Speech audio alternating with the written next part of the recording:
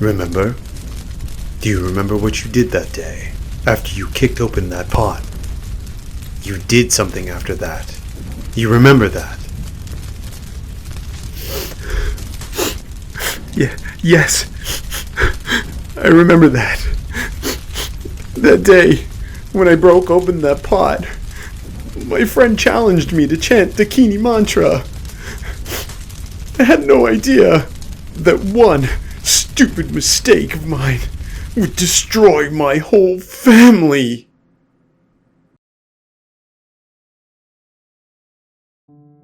My name's Abihani. Today, I'm going to tell you a real incident that happened with my friend, Ravi. Ravi was a very good boy who had outstanding studies. Ravi didn't believe in ghosts or paranormal. He used to say these things were just crap and made fun of them.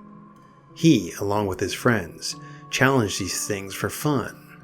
But one day, something happened. Something that totally changed his life. Because that day he crossed paths with a fearsome entity, which we call a Dakini.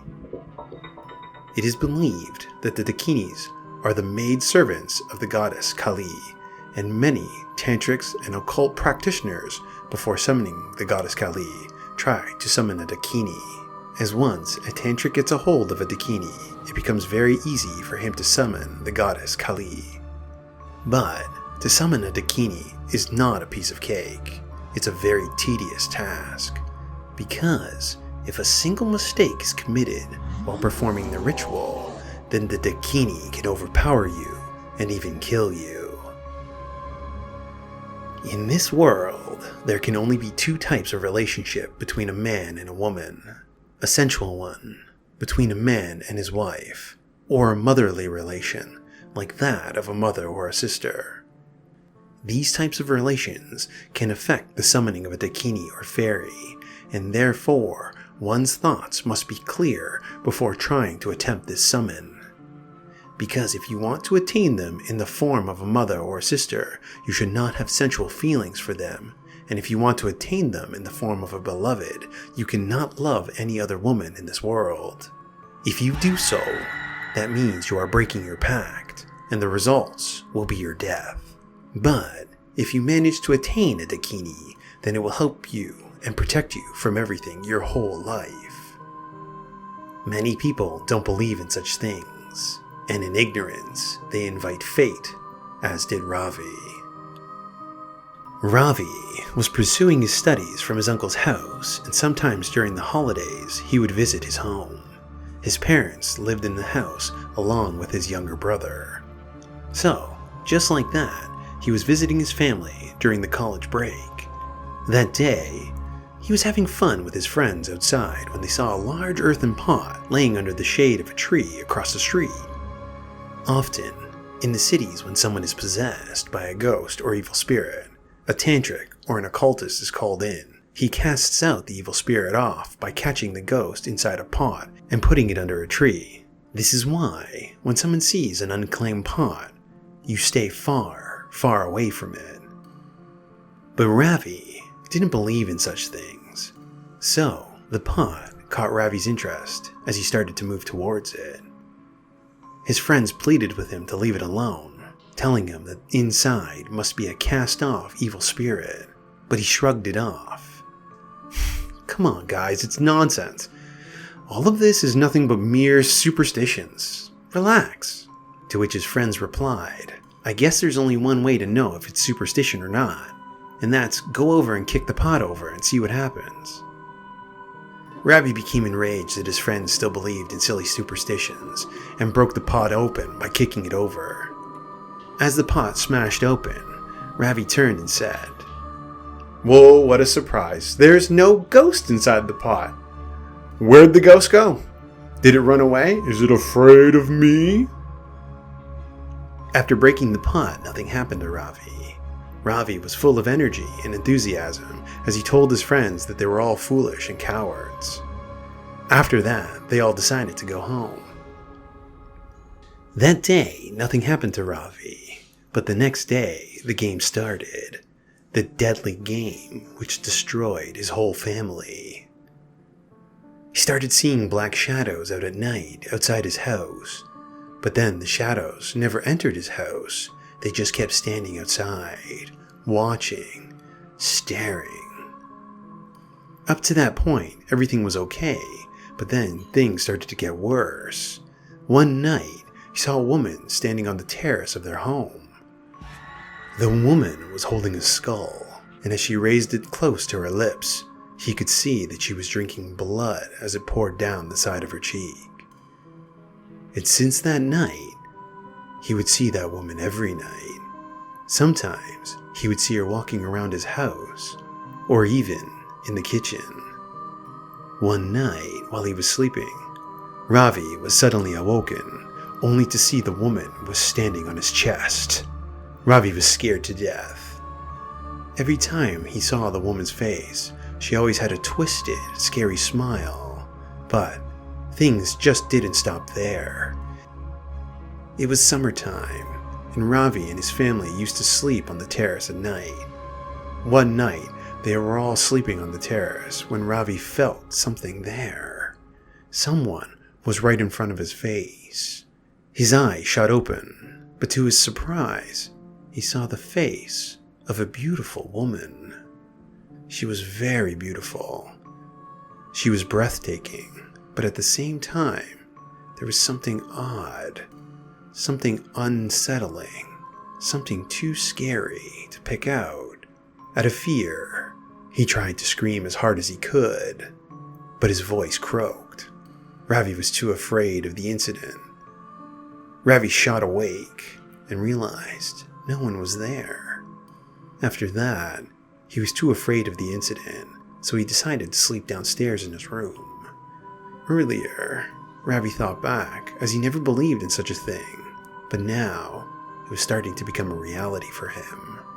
Things weren't as they used to be. For once, Ravi started to pray. He started doing prayers in the house, but it was too late. They were of no use. And soon, all his family members started falling ill, day by day, one by one. They all started to die. First was his father. One day he suddenly threw up and died. Second was his mother. And finally, his younger brother died too. All three of them died the exact same way. They all suddenly started to convulse, vomiting uncontrollably, and died just like that. After their death, Ravi's uncle took him in, but it wasn't long before slowly and gradually Ravi too started to fall ill. Then, one day, while Ravi was at his uncle's house, a mysterious old man visited their home. He gifted Ravi with a mala, which is a string of beads and a book, and told him to read the book daily. Ravi had no idea who the man was, but when he looked inside the book, he realized the book was one of the gods that Ravi had prayed to in his religion. It contained many divine chapters of holy mantras. Upon finding that, Ravi again ran out to see the old man, but by this time, he had disappeared. From that day onward, Ravi started reading the book daily, and in a matter of weeks, his health returned to normal. But even though Ravi had become healthier now, he would still see that woman in his dreams. Till that day, nobody knew who that woman exactly was, except Ravi. Everyone always thought Ravi's family died due to sudden illness. It was only until one day, after his recovery, Ravi pulled his uncle aside and told him the true story. About the evening he kicked open the pot. His uncle was shocked after hearing it all. All of them were under the impression that this must have happened because Ravi broke the pot, but little did they know, it wasn't just the pot. After all these events, Ravi changed his attitude. He became a wuss and would be afraid of sleeping on the terrace, so every night he slept in his room. One night, While he was sleeping in his room, he saw the woman again, standing right on his chest, this time dancing. The woman was all in dark and had a horrifying face, twisted and grotesque. And then, all of a sudden, she vanished, disappeared. The next day, everyone was busy with their chores, and suddenly, somebody called out to them from the outside. They all went outside and saw an old man with a white beard and a white cloak and carrying a bag over his shoulder. That old man was intensely looking at them all, but when Ravi saw him, he instantly recognized him. It was the same old man who visited them a few days back and gave Ravi the book and a string of beads. The old man had returned to tell them that there was something very evil inside this house. He provided the family with directions and told them to go there. The next day, they went to that address and found out it was an old abandoned house. When they entered the house, they saw an Agori tantric sitting inside, meditating with his eyes closed. The moment they stepped inside the room, the Agori opened his eyes and said, "What took you so long to come here? If you had come here earlier, so many lives could have been saved." It was then Ravi's aunt explained everything to the tantric. They all were assuming that this was happening because of the breaking of the pot, but to their surprise, the tantric said,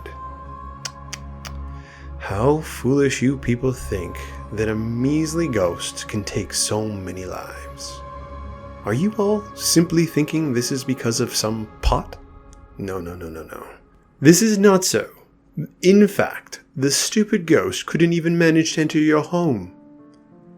And then, what the tantric told them left them all stunned. The tantric asked Ravi, "Do you remember that day when you broke the pot? Then after breaking the pot, your friends challenged you to do one more thing. Do you remember that?"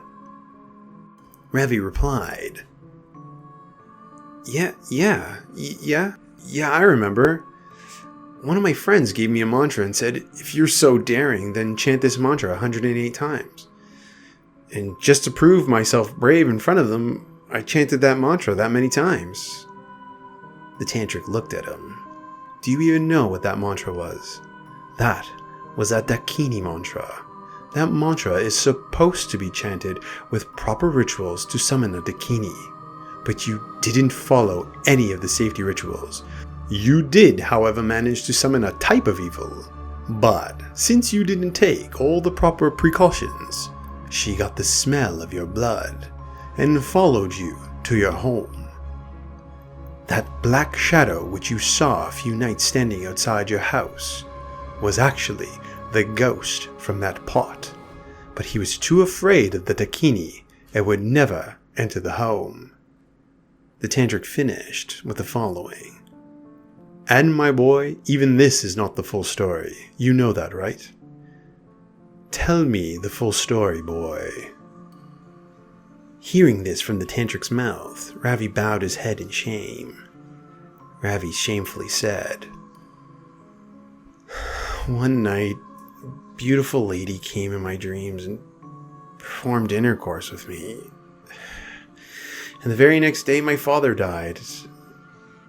And then a few days later, she came again in my dreams, and we did the same thing again. And this time, my mother died. She did it once more, and lastly, my brother died the same way." Hearing this, the tantric angrily said, "You fool! That Dakini was taking your family as an offering for you having intercourse with it. So tell me now, how do you feel when you chant those mantras?"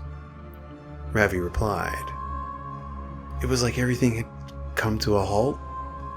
The tantric understood everything, all the emotions, and then proceeded to tell them that Ravi had somehow managed to call a Dakini that day, but the mantras were not properly chanted, so she overpowered him. So, Unknowingly, you have accepted her as your beloved, which means you must now remain celibate your entire life if you want to stay alive. Now, you should do daily prayers in your home. I could try and catch the Dakini, but this is a dangerous task. She could butcher all my ghosts and us if I make one mistake. Then the tantric told them to go home and do prayers. After reaching home, Ravi started doing prayers daily, and within a few weeks, and with the help from the renowned shaman, they were able to conceal the Dakini within a tree. The Dakini, who was once the killer within that house, was now its protector, and started to guard the house from that day forward. There was one thing which Ravi never found disclosure for, and that was, who was the mysterious man in white? There are some things we'll never know, but there is one thing that we can say for certain, that Ravi, today, will always be a believer in the supernatural. Well, friends, how'd you like today's story? Don't forget to hit that subscribe button and turn on notifications for this channel to listen each and every weekday for more real horror stories. We got a ton of amazing real horror stories, and we're dying to share them with you. So until then, stay out of the dark and stay tuned for our next video.